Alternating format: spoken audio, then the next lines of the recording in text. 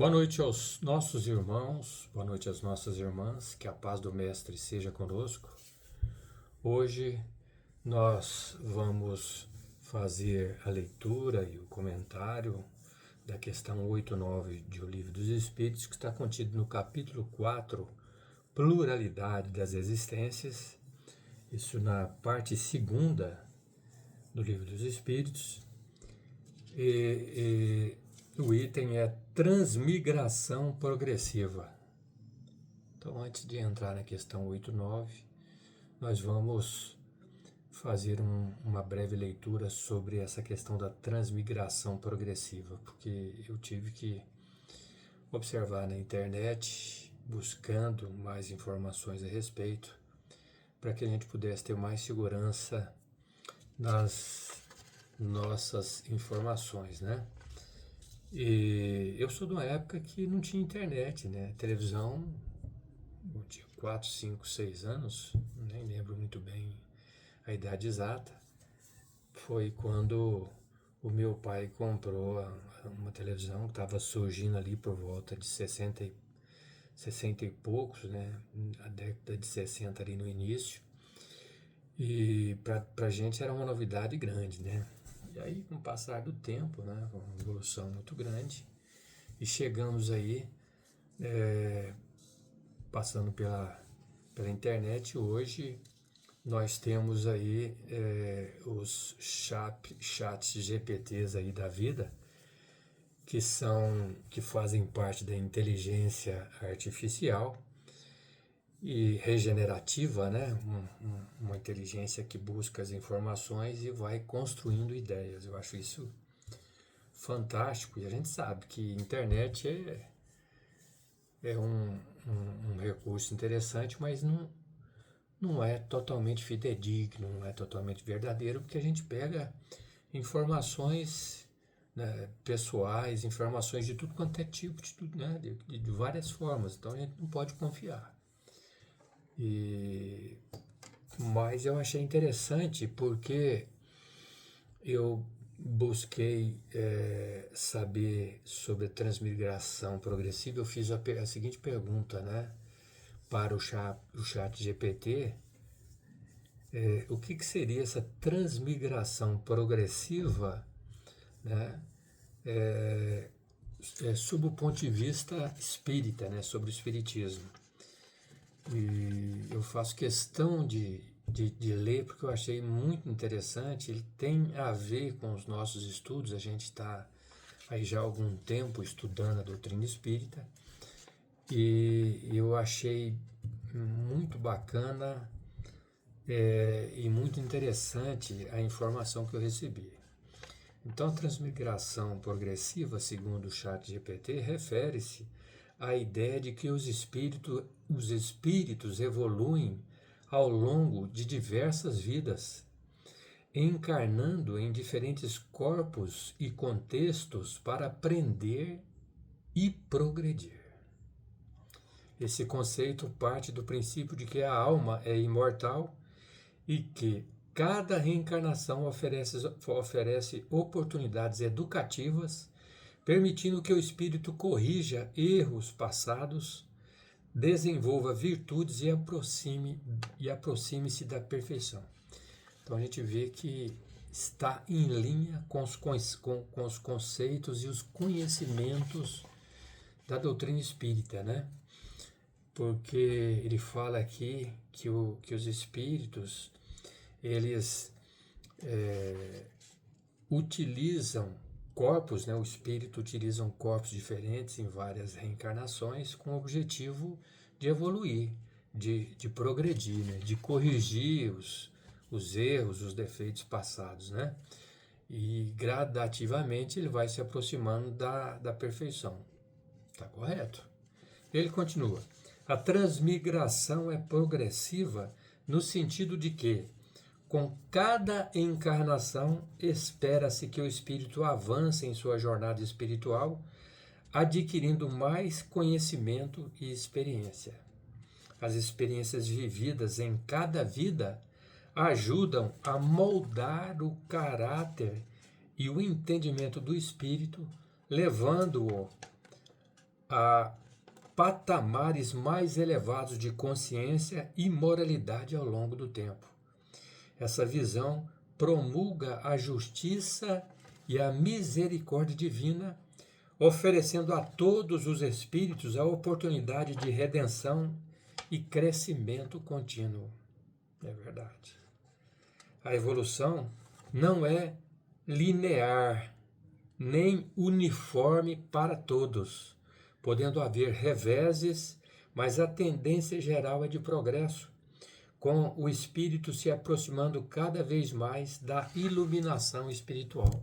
Olha, na verdade, isso aqui é quase uma síntese da doutrina espírita, né? Porque ele fala aqui da imortalidade da alma, da reencarnação, com o objetivo de melhoramento, de aperfeiçoamento moral, né? de conhecimentos, de estudos, de experiências né? E aperfeiçoamento. As experiências vividas em cada vida ajudam a moldar o caráter e o entendimento do espírito, levando a patamares mais elevados de consciência e moralidade ao longo do tempo. Então, essa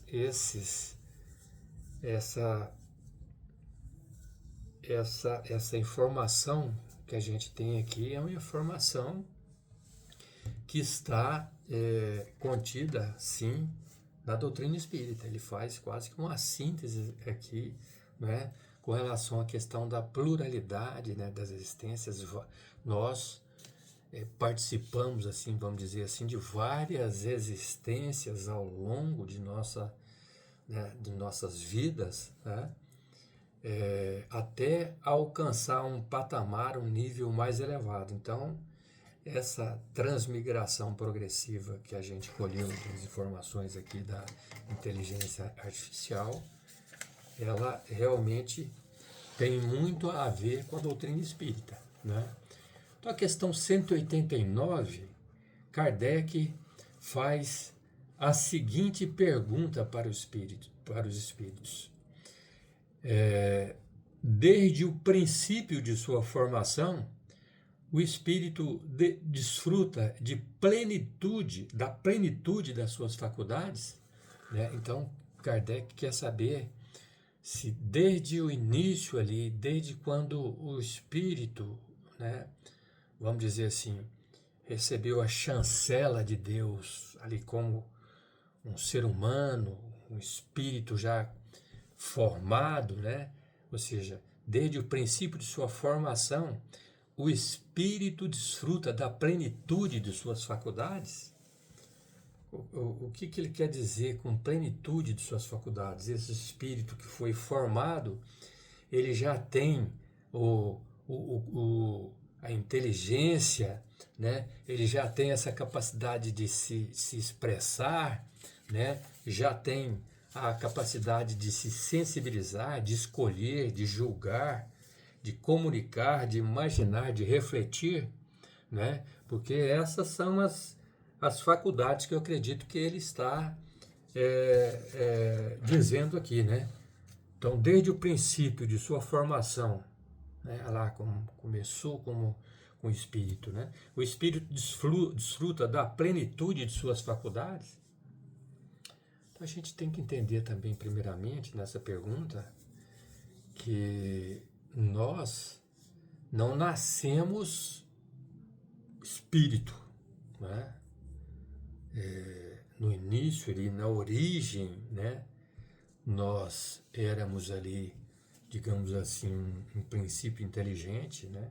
Estagiamos aí nos reinos mineral, vegetal, animal, até alcançar a condição hominal, né? De ser humano, né? De espírito propriamente dito. Então, houve todo um processo de transformação que evidentemente aconteceu na matéria para que a gente pudesse alcançar a condição de espírito. Isso demandou, segundo lá de origem, segundo André Luiz, né, no livro Evolução em Dois Mundos, isso demandou em torno de 1,5 bilhão de anos. Ou seja, 1 bilhão e 500 milhões de anos para a gente chegar até aqui. Foi um tempinho interessante, né? Muito tempo. Mas, como espírito, né? Como espírito, né? A gente recebeu a chancela, digamos, de Deus. Oh, agora você é espírito, que é o princípio aqui que ele está dizendo, né? E segundo ainda André Luiz, no livro Evolução em Dois Mundos, né? No capítulo 3, né? Evolução e corpo espiritual, como espírito, nós precisamos aí de 200 mil anos, ali vamos colocar o homem ali das cavernas, até alcançar essa condição, essa situação de espírito, demandou mais ou menos 200 mil anos, certo? Então, ele quer saber exatamente quando o espírito foi formado, né? Desde o princípio de sua formação, o espírito desfruta de plenitude, da plenitude das suas faculdades. O espírito responde: não. O espírito, assim como o homem, tem também a sua infância. Na origem, os espíritos têm somente uma existência instintiva e mal têm consciência de si mesmos e de seus atos. É pouco a pouco que a inteligência se desenvolve. Então, o espírito está nos mostrando, né, que é como na infância ali, né, gente? Gradativamente nós vamos alcançando essas capacidades todas, essas faculdades, né, relacionadas à inteligência, o raciocínio, né, uma série dessas faculdades que nós temos, né, elas vão gradativamente ao longo de séculos, né, milênios, até poder alcançar essa condição de né, ter esse domínio, né, do raciocínio, do pensamento, né, da capacidade de refletir, aprender, ensinar, né, todas essas faculdades elas vão gradativamente sendo absorvidas ao longo de várias existências, né? É pouco a pouco que a inteligência se desenvolve, né? Na origem, os espíritos têm somente uma experiência instintiva e mal têm consciência de si mesmos e de seus atos, né? Então, é isso, né? A gente alcança esse patamar, esse nível, né? Essa capacidade, né, de faculdades importantes que a gente tem, a gente só vai adquirindo com o passar do tempo, ao longo de muitos anos. Então era isso que a gente gostaria de trazer para vocês, desejar aí muita paz, né? Que a paz do Mestre esteja em todos os nossos lares. Muito obrigado, que assim seja.